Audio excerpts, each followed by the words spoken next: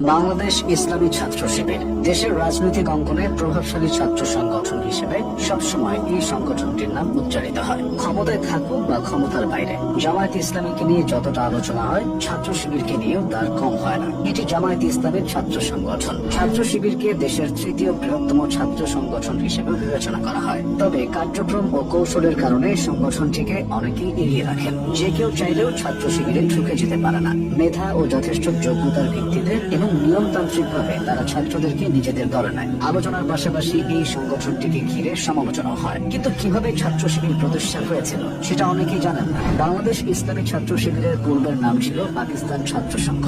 মুক্তিযুদ্ধে বিতর্কিত ভূমিকার কারণে স্বাধীনতা পরবর্তী কয়েক বছরে জামায়াতে ইসলামীর মতো ওই সংগঠনটিও অনেকটাই স্থবির হয়ে পড়ে। তবে 1975-এর পর বদলে যেতে থাকে সেই চিত্র। বিশেষ করে 1977 সালে পরিবর্তিত পরিস্থিতির প্রেক্ষাপটে সংগঠনটি বাংলাদেশ ইসলামী ছাত্র শিবির নামে আত্মপ্রকাশ করে। 1977 সালের 6 ফেব্রুয়ারি ঢাকা বিশ্ববিদ্যালয়ের কেন্দ্রীয় জামে মসজিদে নতুন নামে এই সংগঠনটি প্রতিষ্ঠিত হয়। ছাত্র শিবিরের প্রতিষ্ঠাতা সভাপতি ছিলেন মীর কাসেম আলী। মানবতা বিরোধী অপরাধের দায়ে যাকে সাজা দেওয়া হয়েছে। ছাত্র শিবিরের প্রতিষ্ঠাকালীন সদস্য ছিল মাত্র 6 জন। এরপর ধীরে ধীরে এর লোকবল বেড়েছে কার্যক্রম ও পরিধি। অন্যান্য অনেক দলের মতো নয়, ছাত্র শিবির চলে নির্দিষ্ট কাঠামো অনুযায়ী। দলটি তাদের জনবলকে কয়েকটি স্তরে ভাগ করে। শিবিরের সমর্থক হওয়ার জন্য আলাদা সমর্থক ফর্ম আছে। কেউ শিবিরের লক্ষ্য, উদ্দেশ্য ও কার্যক্রমকে সমর্থন করলে তিনি সমর্থক ফর্ম পূরণ করে দলটির সমর্থক হতে পারেন। এরপর কর্মী হওয়ার জন্য কিছু শর্ত আছে, যেগুলো পূরণ সাপেক্ষে কর্মী হওয়া যায়। এরপর আরো অগ্রসর হলে তাকে সাথী মানে উন্নীত করা হয়। এই সাথীদেরকে বলা হয় ছাত্র শিবিরের পরিপূরক শক্তি।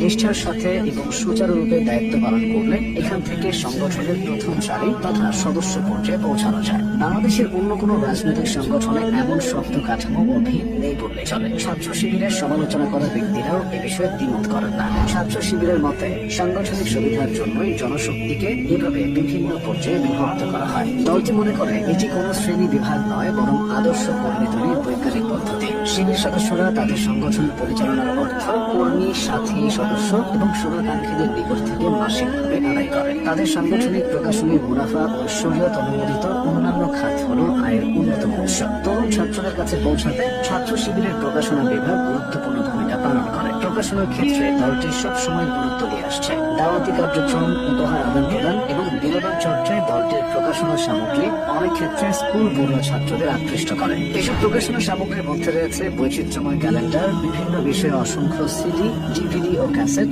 বহু রকমের card, view card, sticker, monogram এবং চাবি রিং সহ অন্যান্য জিনিস। এছাড়া ছাত্র শিবির দেশের বিভিন্ন বিশ্ববিদ্যালয়ে ভর্তি পরীক্ষার জন্য গাইড ও কোচিং সেন্টারের ব্যবস্থা ছাড়াও মেধা যাচাই, ক্যারিয়ার গাইডলাইন কনফারেন্স, কম্পিউটার মেলা ও বিজ্ঞান মেলার আয়োজন করেন। সাধারণ জ্ঞানের আসর, আবৃত্তি প্রতিযোগিতা, ক্রিকেট এবং ফুটবল টুর্নামেন্টের মতো প্রতিযোগিতাও আয়োজন করে। প্রলয়ঙ্কারী বন্যায় ত্রাণ বিতরণ কর্মসূচি ও আটকে পড়া মানুষদের উদ্ধার করেও সংগঠনটি নানা সময় প্রশংসিত হয়েছে। অবশ্য মানবিক এসব কাজের পাশাপাশি বিএনপি জামায়াত জোট সরকার আমলে শিক্ষাঙ্গনে ছাত্র শিবিরের আধিপত্য বিস্তার নিয়ে সমালোচনাও কম হয় না। এছাড়া মানবতা বিরোধী অপরাধীদের মুক্তির দাবিতে আন্দোলন করেও সংগঠনটি সমালোচিত হয়েছে। আওয়ামী লীগ আমলে কোণঠাসা থাকা দলটি নীরবে তাদের কার্যক্রম চালিয়ে এসেছে। তবে গণ অভ্যুত্থানের পর থেকে তাদেরকে বেশ সক্রিয় দেখা যাচ্ছে। দেশব্যাপী ছড়িয়ে থাকা অনেক সমন্বয়কও ছাত্র শিবিরের সাথে যুক্ত বলে জানা যাচ্ছে। তাই সংগঠনটিকে নিয়ে বেড়েছে আলোচনা ও জল্পনা কল্পনা।